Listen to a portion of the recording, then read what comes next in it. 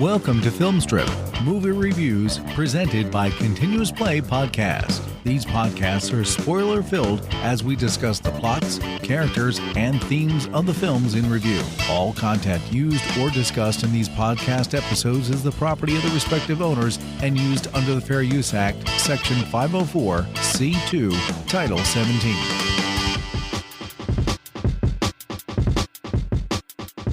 Here, okay, it is. Thank you. All right, here we go. 3, 2. Welcome to Film Strip. I'm Jay.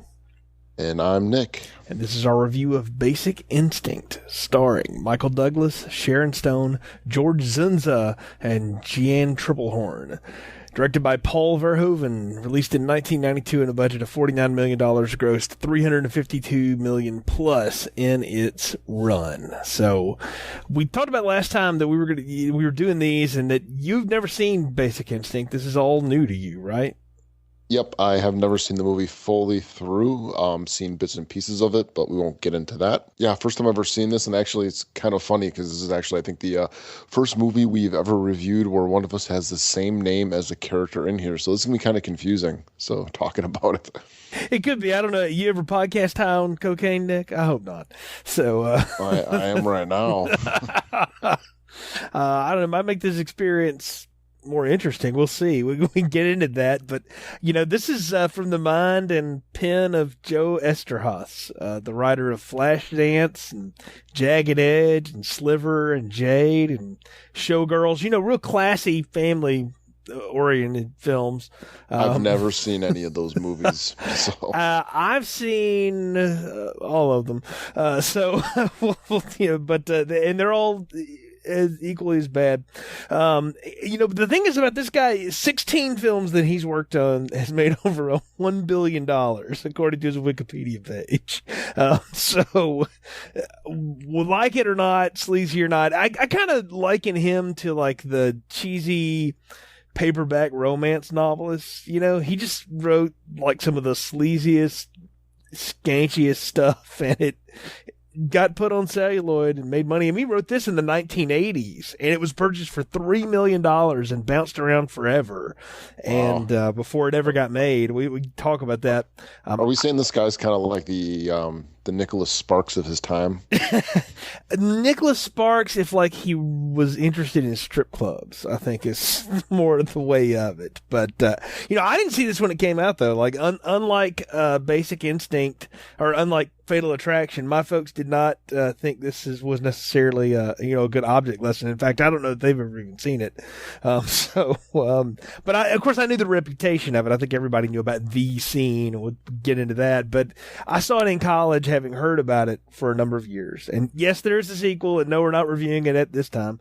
The small popcorn piece of garbage that it is. But I've only seen it once. But I've seen Basic Instinct several times, and it's been a long time since I watched it.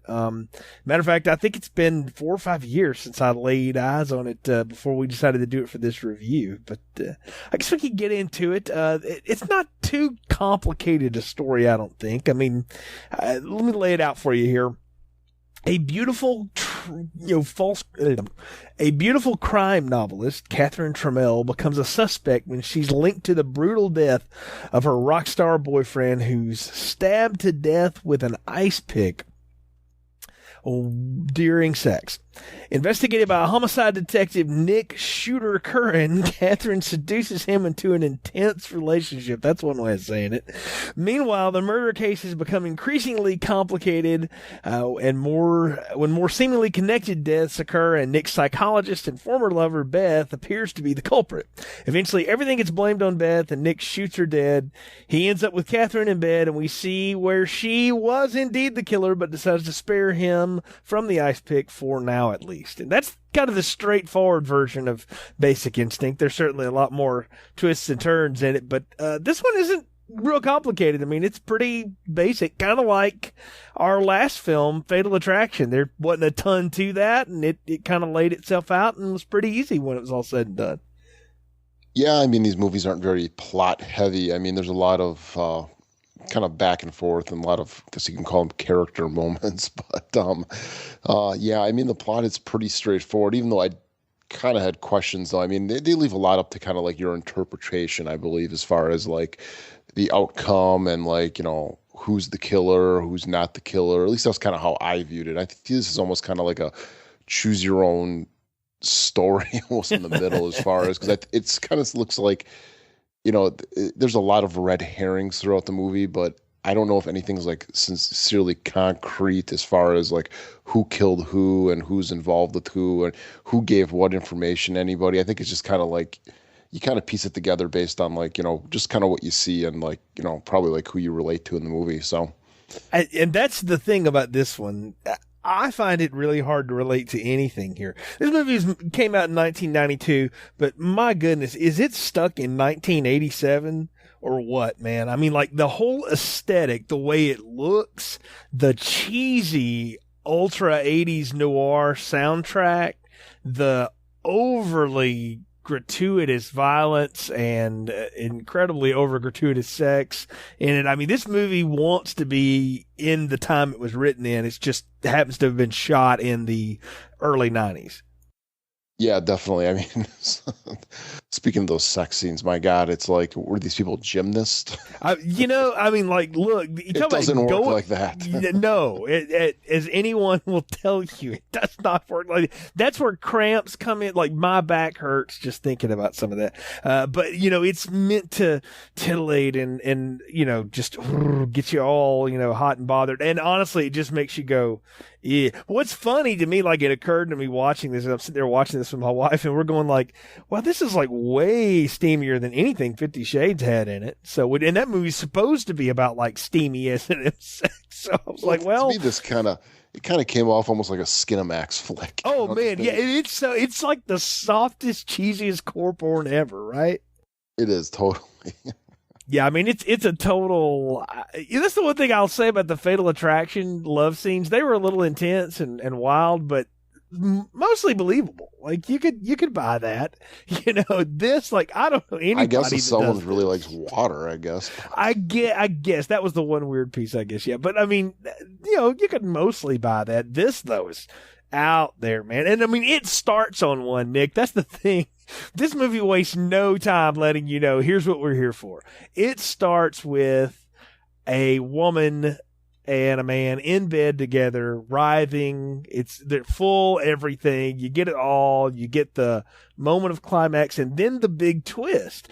And Rob Bottin, I'm probably saying his name wrong, special effects wizard, for decades, did The Thing, right? One of my favorite John Carpenter films, just incredible looking effects. He did all the gore effects here. They got like the sci-fi horror master to do this, cheesy Skinamax flick. And I got to tell you, that ice pick death in the beginning, Johnny Boz, that was pretty brutal.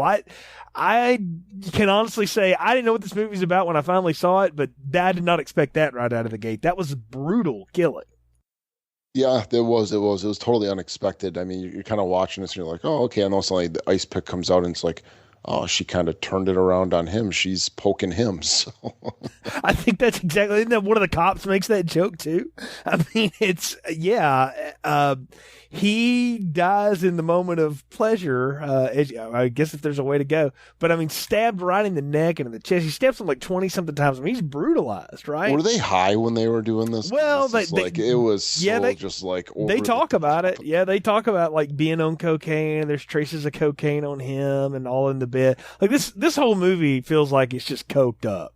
I mean, like everybody in it looks like they're on a bender or, 3 sniffs, shy of just not being there anymore. Like it's everybody looks rough. And so I don't know anybody was actually using cocaine on the set here, but good gosh, oh my this movie God, comes yeah, off they like were. I bet it was on. It was right next to the craft services table there. I mean, well, it probably was the craft services table for all we know. So it probably was.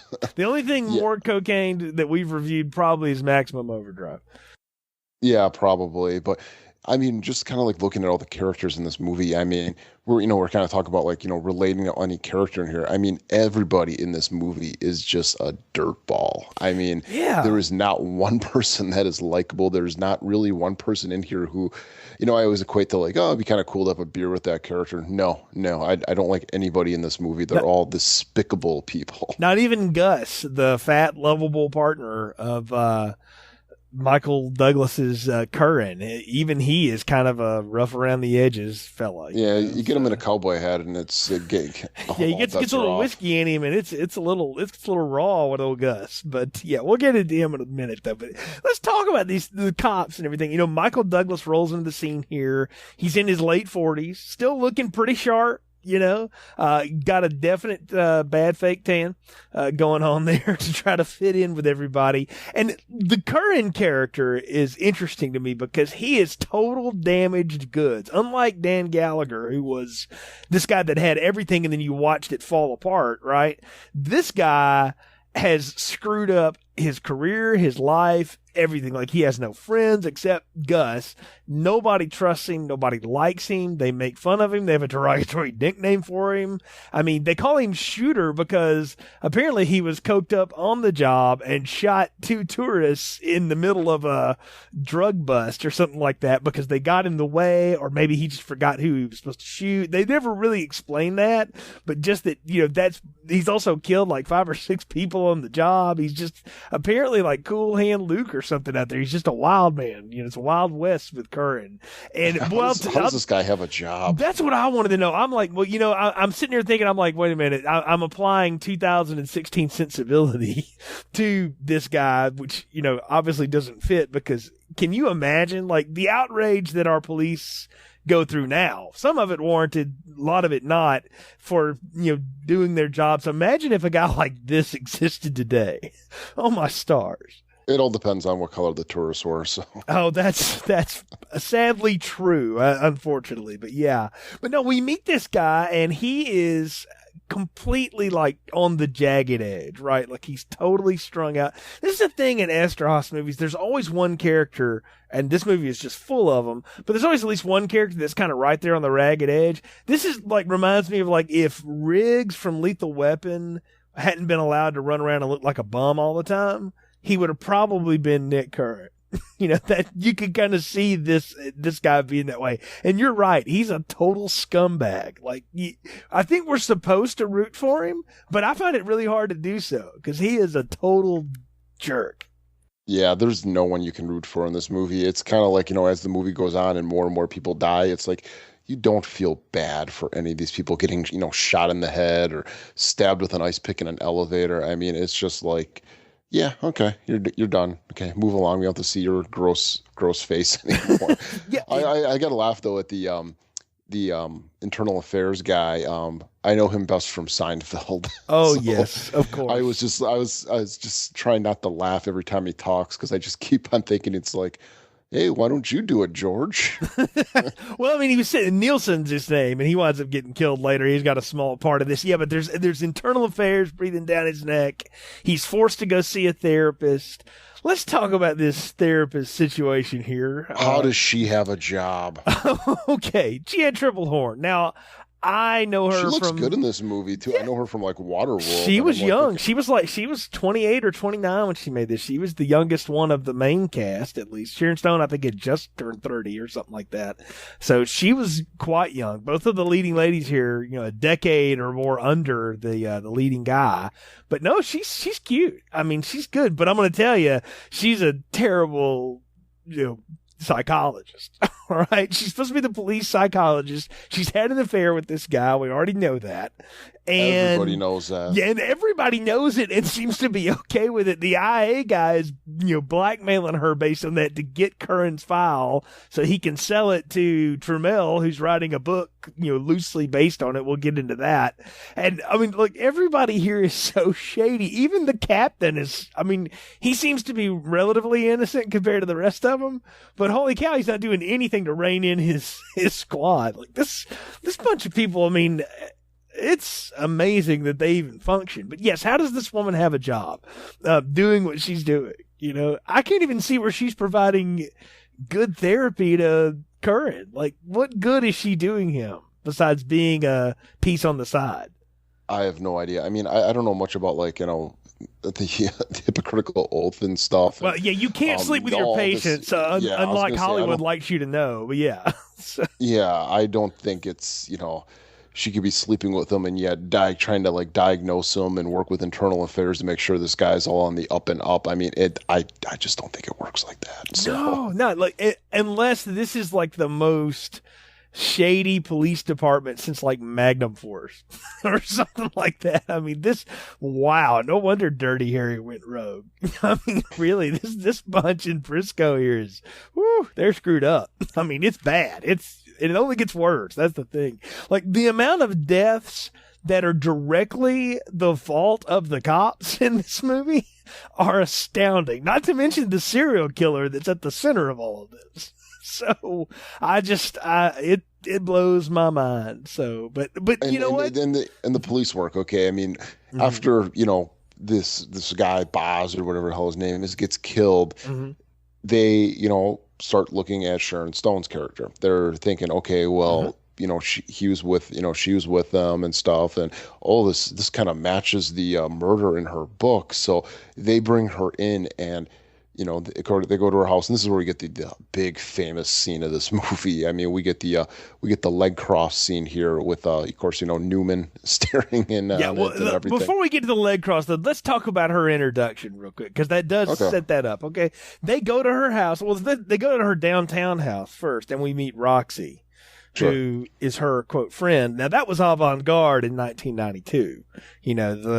The bisexual, lesbian, friend, whatever she is. So I gotta ask you this now: is she like so obsessed with herself that she had to find like a lesbian partner that looks just like her? I know, right? I think that's exactly it. I think that's what we're to believe. So it's that she found someone that could be her body double that she could literally screw herself when she wanted to. I mean, because we see them doing that later. So not in full regale, but. Might as well have been. So we meet that, and then we go and meet her at her beach house, right? And she's sitting out on the deck, and she's kind of spaced out, right? Like, like she's coming off of a big cocaine binge and having stabbed somebody in the neck. But I love how, like, her whole introduction is like, are you sad he's dead? Yeah, I'm going to miss screwing him, and I'm like, holy cow, this bitch is crazy, and automatically, though, like the tension and the camera, the way it's done and the music and stuff, we're supposed to feel the sexual tension between Nick and her. And I'm going, nope, don't get it at all. Like, even we talked about how Glenn Close is a sex symbol. That's kind of an odd choice, for Fatal Attraction. But there was chemistry between Michael Douglas and her in that movie. You could see that working on the screen. I do not feel it at all between these two. As hard as they go at it and work, I feel like we're watching two people who are just doing a bunch of lines of coke and doing a bunch of lines of dialogue.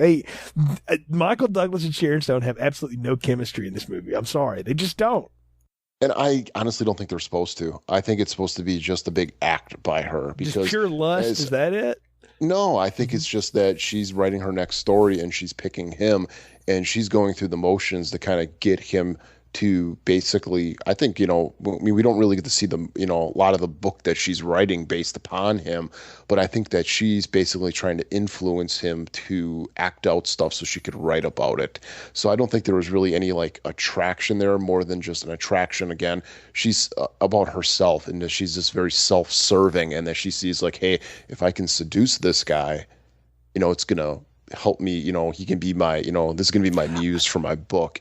And I believe that he's attracted to her in a lustful way, but I think that she is so like precise in what she's doing towards him that, we can see that there's no like actual like lust or attraction, but I think it's just more of like a clinical approach that she's going after him with. And she's just throwing like, just all this like sexuality and moves at him that, some guy in his position who's, a loser for all matter of fact, would fall for, because he's really got nothing else. He doesn't like he has a wife or a family or anything like that where, it's just going to work. You know what I mean? He's he's on the wagon right now and everything. And I think she's using that against him the entire time. Oh, look, yeah, she even drives him off the way. So he starts smoking again. He starts drinking again. I don't know that he does any coke, but he starts doing everything else.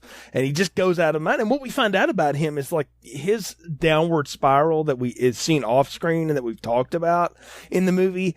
We hear what it cost him. Like he had a wife and his wife killed herself over it, and all this stuff. So he's haunted by that guilt. He doesn't have any children or anything like that. He's got, like we said, the one friend, and he's got nobody on his side in the department. He's just going nowhere. And then this gorgeous blonde just attaches to him like, unbelievably. Like she just comes on and after him like you wouldn't believe. I mean, they go to pick her up at her house for the questioning, to bring her in because they've read the book now, and they're like, oh, so she killed Johnny Boz got killed the same way that the person in her book did. And so he consults with the useless psychologist first. He says, well, you'd have to be pretty stupid to do it that way.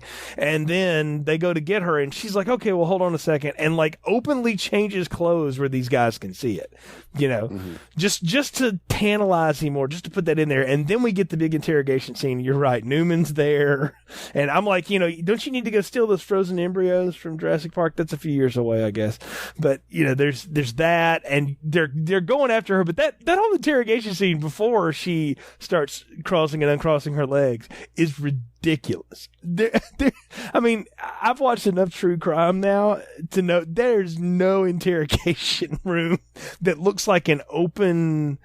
I don't know what room that is, Nick, but that was way large. Like this department's money is spent in the wrong places. You could tell. It's so ridiculous, and it's so ham-handed the way all of this dialogue comes across. What I realized to me is that I think what Verhoeven realized in the script, at least I hope he realized, is that this is ridiculous. So I need to make it as campy and as ridiculous as I can, because if we play this straight, people are going to boo us out of the country.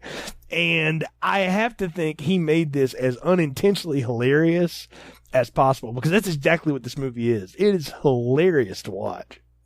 It is. I think it is the pure definition of a B movie as far as just the dialogue and everything. But I think Verhoeven he has fun with that aspect. He's not taking this thing seriously. He's making everything so over the top. Even the way that the direction is with the close-up shots and everything like that. It's you can tell it's a little tongue in cheek as far as the way everything is. I can tell you too, I think our main actors too realize this. I think Douglas and Stone don't take this seriously either, and they just kind of go for it, and they go completely over the top. They're crazy. Zunza does it too. The one who doesn't get the joke is Jeanne Tripplehorn. Like, she tries to play this as straight as possible, and it's horrible. Like, it just makes her. Yeah, I think that probably goes into with her age and stuff. This probably be one of her first, major movie roles and stuff. And she's probably like, yeah, I'm gonna bring my A game to this, and everybody else is kind of like, oh yeah, okay, this horrible piece of crap they're all in. I mean, look, they're making a lot of money. They made a lot of money off of it, and it was a big thing. But I think too. I mean, when Verhoeven probably read the script and everything like that, he realizes people aren't coming here for the freaking plot. No. They're not. You're not coming here for that.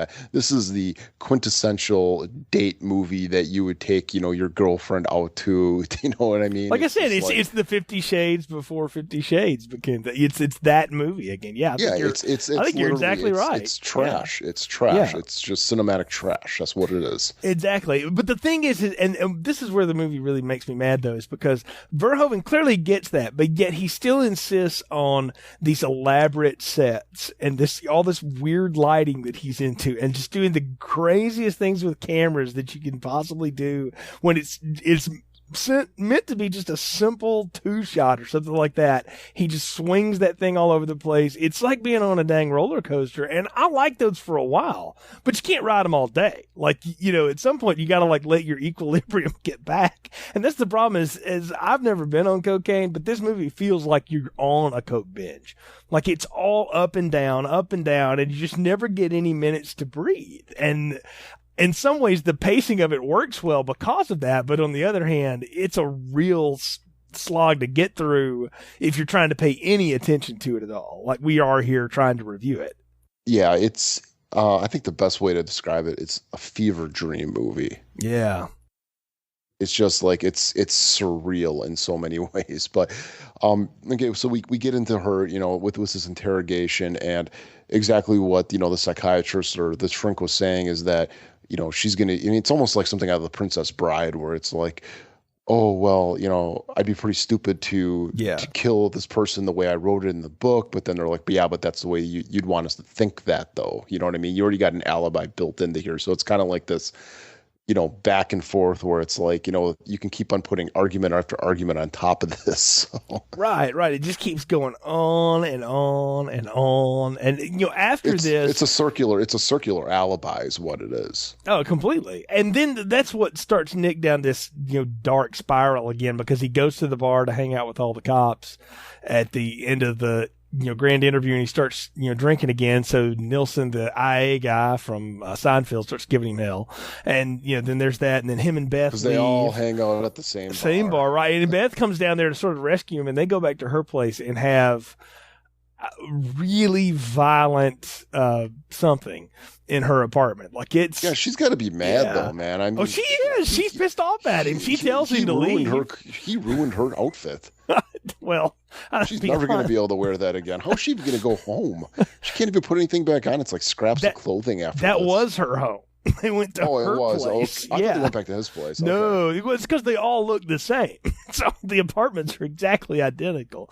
But no, they're at her place. So she throws him out at the end of that. But they have that really uncomfortable, weird, rough sex thing going on.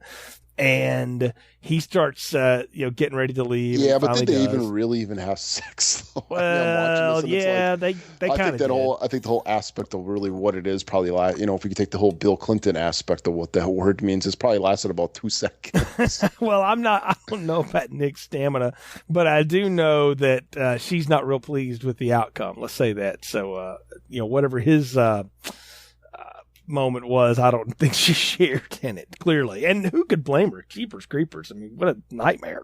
And so she keeps on going back to it. Well, we'll come back to that in a minute, because there's a subplot of that I'm a little confused about. I hope you can help explain it. But because this starts, Nick, of course, starts going after Catherine. They start their torrid love affair, and they dance and they make out at a club, and Roxy's there, and they, have the elongated sex scene in the bed. And Roxy then decides, I'm going to run Nick over in Catherine's car.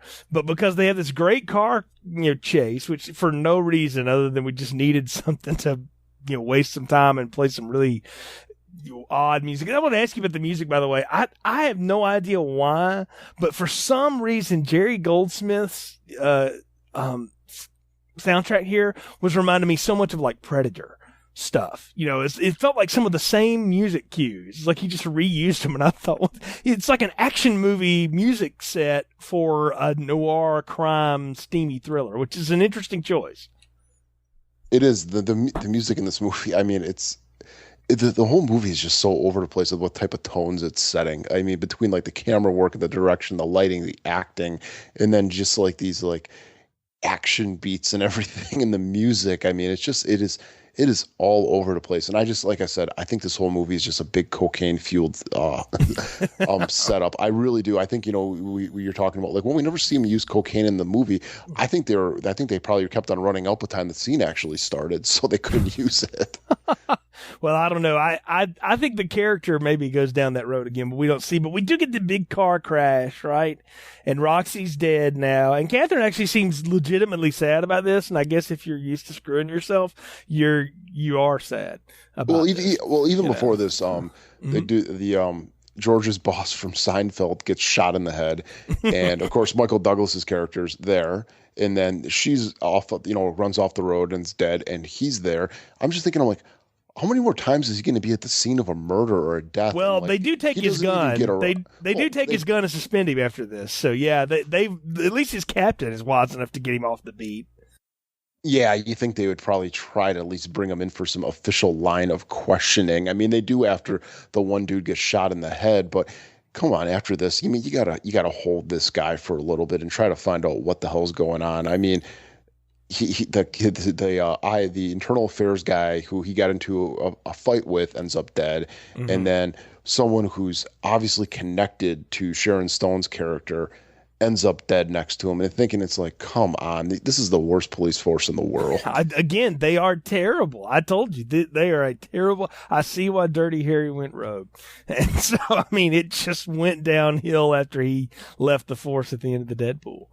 You can tell. So, I mean, it's bad. And the thing is though, they keep putting people in this interrogation thing. And I'm like, is this because now we need to see him react like her in the interrogation suite? Because he pretty much does, with the exception of crossing and uncrossing his legs with his fly open or something. You know, that's the only difference in it. He doesn't do that. But otherwise, it's the same scene again. It's almost the same dialogue. It's the same inflection. It's crazy. I like how it's always like 3 or 4 lines of questioning, and then they go, "We have to ask you, did you kill him?" And yeah, and they do it like in the most dramatic way. Like the camera sort of sits down and then pulls into the captain. It's like, "Did you do it? Did you order the code red?" You know, they get like really intense. You know, yeah. And I'm like, what kind of cop in here, or is everybody? I don't know. I mean, this should have taken place in Manitowoc, Wisconsin. Oh man. Even those guys aren't this bad. Maybe they watch this movie a lot. I don't know.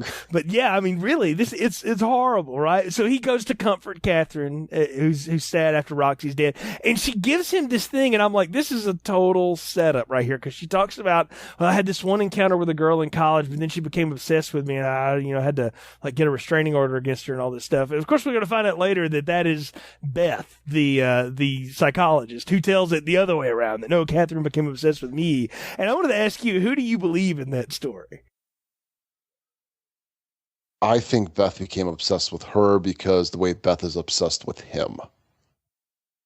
I think that she,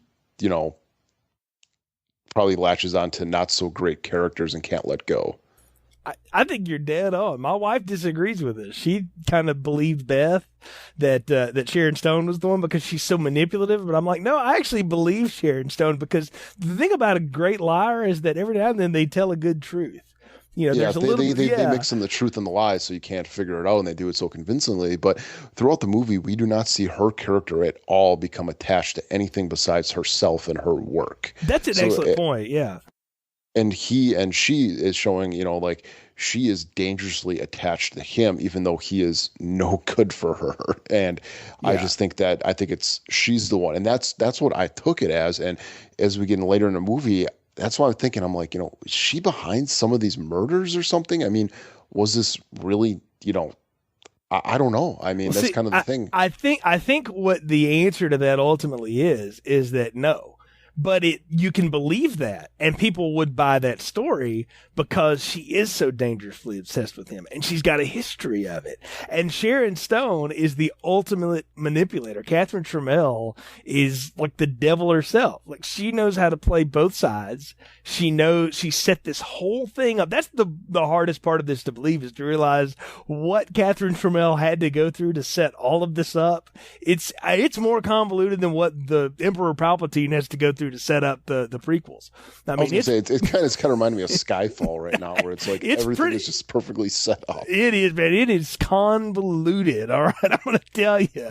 But I think that's exactly what we're supposed to believe, is that she has set this up with the perfect set of patsies, the perfect victims, the perfect foil in the cop or whatever. And the one thing she didn't count on was him surviving all of this and hanging around. I think she really thought eventually he's going to be like, there ain't nothing that good, and walk away. What she doesn't realize is how much of a loser this guy really is, that he doesn't care if he lives or dies as long as he can just bang her one more time.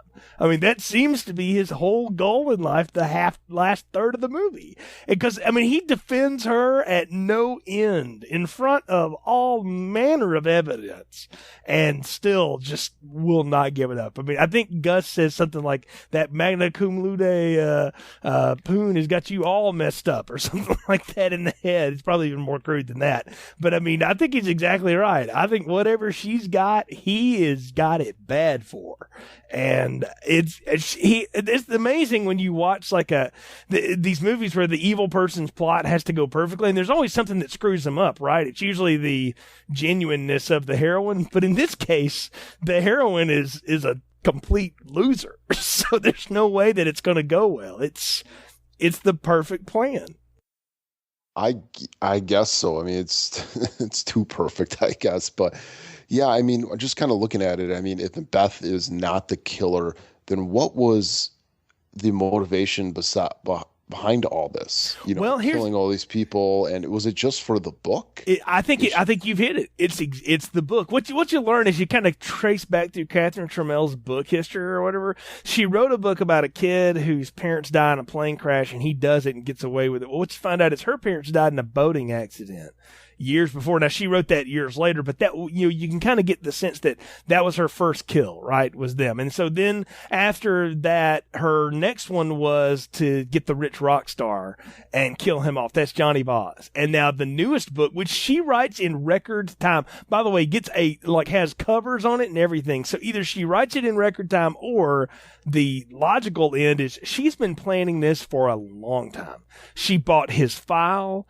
from the internal affairs cops. Because she knew Beth was there. She's orchestrated all of this so that she could ultimately get the next bestseller. Because it's not like she needs the money. She does it for the thrill, right? So this was her next thrill. It was, I'm going to take this loser cop that no one's ever going to believe anyway, and I've got, this is even better. The crazy girl that followed me around in college after I screwed her that one time, well, she's there, and there's all these cops are easy to buy right now, and so I think she laser hooks into all of it a long time away. I think she's halfway through writing the book before we ever see them meet on screen. I honestly do. I think she's that calculating.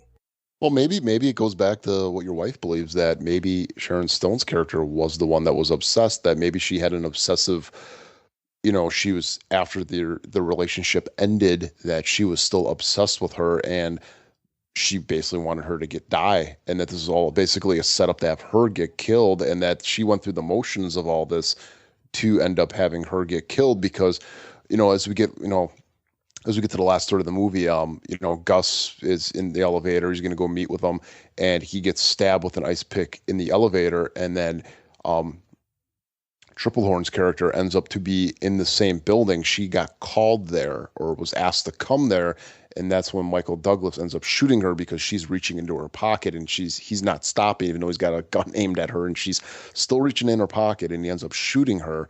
So it's like, why was she there? Who called her there? Well, she got called by Gus to meet him there because he wanted her there to, be witness to whatever he was supposed to find. He was supposed to be meeting up with some. But why bring her?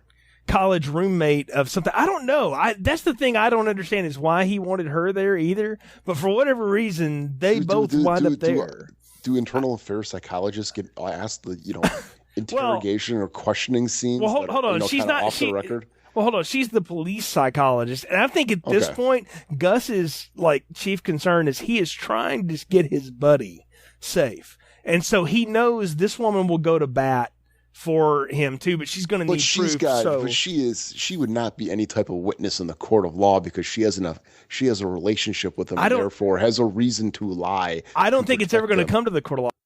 I think it's completely the internal side of it. He just wants somebody else there. Or you can say that Catherine set her up to be there. Here's the thing is, I think her being there is pure coincidence to Catherine, because I don't think Catherine cares at all. She's hooked on Curran, and I'm going to use this guy as my book or whatever. And the fact that woman is there and that I had this history with her, well, that is just cherry on top of the whipped cream at this point, because the one genuine piece of emotion that you get out of Sharon Stone's character in this whole movie is when Roxy dies, because it's the one thing she didn't orchestrate. She didn't want her to go out there and try to run him down in the car. I think Sharon Stone kills the internal affairs cop, sure, but I think Roxy did that on her own, and it really hurt Catherine when she dies. I think that's the one true bit of emotion she shows us this whole movie. Otherwise, everything is completely orchestrated. I think she is playing all of this like a fiddle. And again, the fact that, old girlfriend from college was there was simply a coincidence. That's the only way I can think about it. There's no way she could have orchestrated that woman to have that job there. There's no way. But that's what I'm saying, though, is maybe, like the whole reason that she's chose him was because of the relationship with her, and that this was whole way just to get back at her in a way. And maybe it was, yeah. Like I said, there's a lot of this stuff. Like I said, I think it's just kind of like a choose your own adventure here with this movie. It kind of is. It's a choose your own adventure and screw Sharon Stone every 12 pages. Yeah, I mean is she that she wants to get back at her? Does she want to use him as her muse for this book? I mean, it's just kind of like, I guess you could kind of choose everything, or you can even say was Beth did she maybe kill some people in this movie too? I mean, I don't know. I don't think so. I think Catherine is our killer all the way through, because again, it's so convenient when they're cleaning out Beth's apartment at the end. They find all of these clues. They're like, well, she's been the killer the whole time. Aha! It's very Scooby-Doo. And I'm like, well, that's all nice and convenient. And like, you see Nick over there, like half of him is sort of torn up and the other half is like, this is exactly what I expected to happen. And he's just like, screw it. Like he just doesn't care. Is there no like forensic evidence in this time period? I mean, it's like, it's. I don't think OJ had happened yet, so it wasn't that big. There's got to be like fingerprints or something. I mean, well, there's fingerprints, yeah, but I mean, again, we're talking about like perfect alibis and everything like that. For everything to be set up exactly to be able to be like, I mean, it's. Okay, she's got all these pictures all together in a drawer. Well, you know what? If Michael Mann was writing and directing this movie, that would all be a part of it. But Joe Strauss is, and that's why that's not a part of any of this, Nick. So I think in a like a real crime film or whatever, yeah. But in this piece of pulp trash, nah, they don't care. They know the audience really doesn't care either. Oh, they need to wrap it up so they can get another sex scene in at the end. Yeah, we got to get one more, and it's like this. It's like. It was almost like watching a wrestling show, because there's like, you watch certain wrestlers in different time periods and they sort of have like a formula to their match, right? And they get into like a groove of what they're going to do. And Sharon Stone seems to have this thing she does with sex where she's writhing on top of someone and she like bends backwards and then throws herself forward at the end, right? And that's usually the moment where she stabs someone, or that's usually a moment in real life when you're worried someone's having a stroke. yeah, exactly. Like that's not anything real at all. But I know, I'd be thinking, I'm like, don't do it too hard, because I can see you totally like foreheading me in the nose.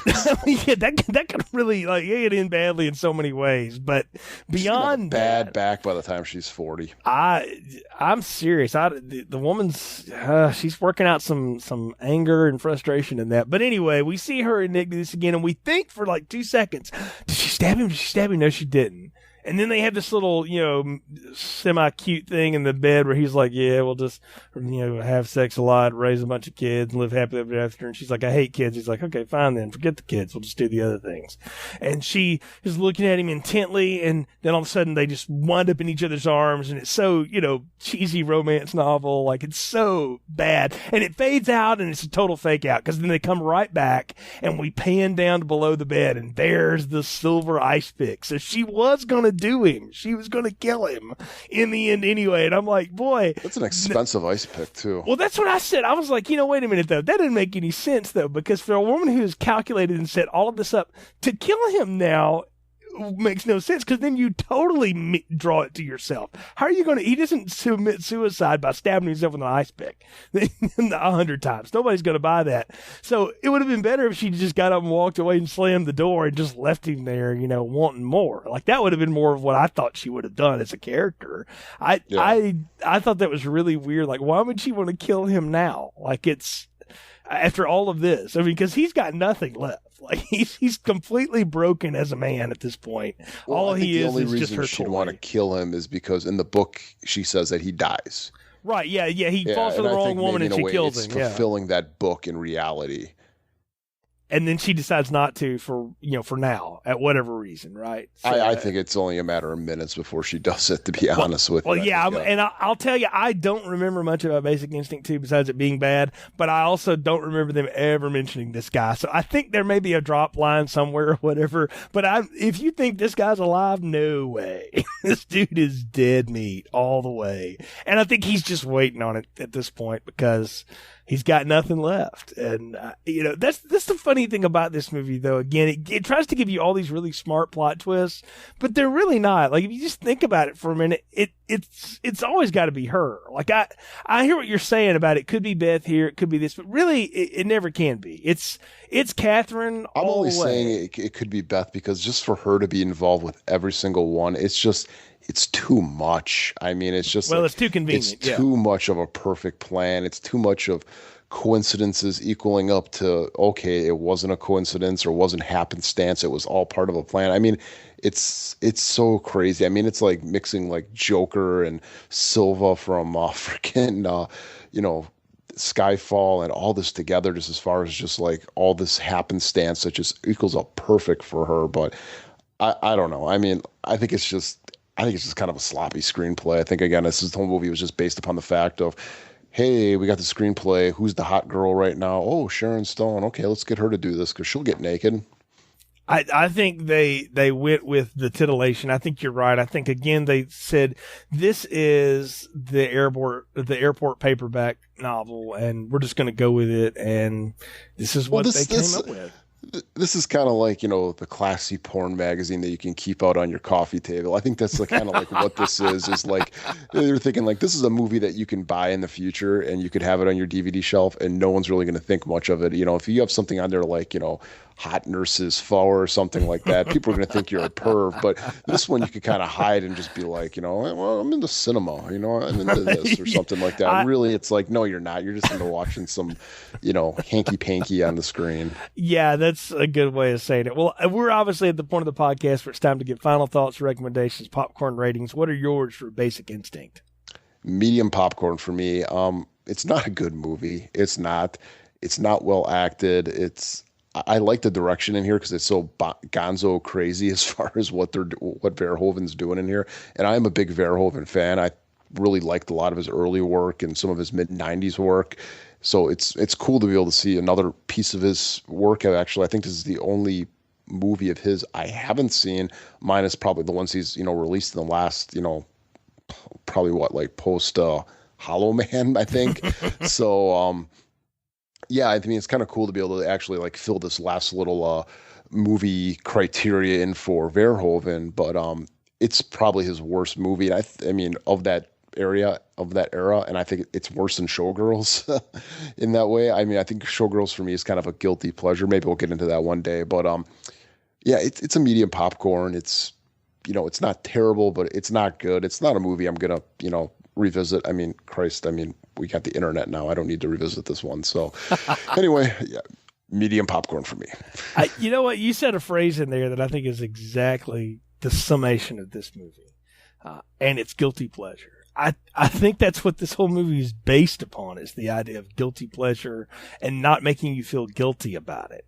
The problem with it is if you do take a step back for a second, and if you're that kind of person that wants to do that, you're going to be really disappointed because this movie is so full of holes and it's so ridiculous that we've laughed about it the whole time here. The things that Catherine's able to pull off are Palpatine and Silva and Satan level of planning. It's amazing. But if you just sort of take it for what it is, popcorn, cheese, noir, B, fun, you can enjoy this. Again, it's unintentionally hilarious in a lot of ways. And I think in a group, it could be consumed. I will say now, I would recommend watching it and just fast forwarding every time they try to hook up. It's like, okay, we got 4 minutes now. We're going to go to the bathroom or whatever, because there's nothing to be gained from any of that. You know what's happening. So there's nothing really forwarded by the story there. And it's because there isn't much of a story there. It's the adult version of Roger Rabbit. Wow. I didn't think we'd ever compare those two. But I agree with you. This is definitely that guilty pleasure land. But Can it be medium popcorn? Well, I have that varying degree on medium popcorn. Sometimes it's either something that like fails and is so frustrating in its failure that's what it is, but it's not so bad that it's just awful. Or it's something that is in that guilty pleasure land that's got a little bit of quality to it, but it's not that good. Is this medium popcorn territory for me? I don't know. I kind of almost want to say this is small because this movie is really bad and some of the acting in it is really awful.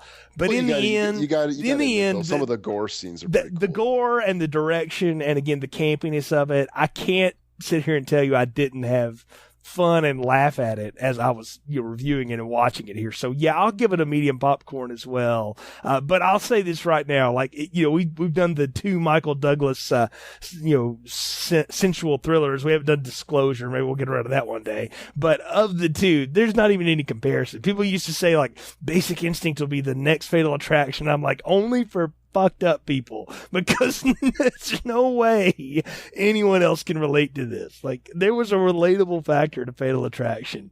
Only if you're really screwed up and strung out can you relate to Basic Instinct. This movie, I think you could probably relate to this movie if you're like a porn director. Yeah, and you're running from the law. Only screwed up people can appreciate this kind of movie, and or feel like they're getting. If you work for Gawker, this is your movie. Yeah, probably so. Which they probably can't rent it right now because they're paying some legal fees. But anyway, so Hulkamania ran wild on them. And on somebody else, apparently, which is how that all started. But another story for another day. Well, Nick, thanks for joining me for another episode here on Film Strip. Of course, we reviewed lots of different kinds of stuff here in Springapalooza. Tons of things going on. And, of course, lots more fun to come in the coming months and weeks. You can always find our past episodes on our website, continuousplaypodcast.com/movies. You can hook up with us on iTunes by searching for Continuous Play Podcast Film Strip. Leave us a review. Let us know what you think of the show. And again, we always appreciate your support. For Nick, I'm Jay. Thanks for listening to Film Strip. Thank you for listening to Film Strip. You can find more episodes on our website, continuousplaypodcast.com/movies. Please leave us a positive review on iTunes and link up with us on Facebook. The Film Strip theme music is produced and performed by Frozen Lake 121.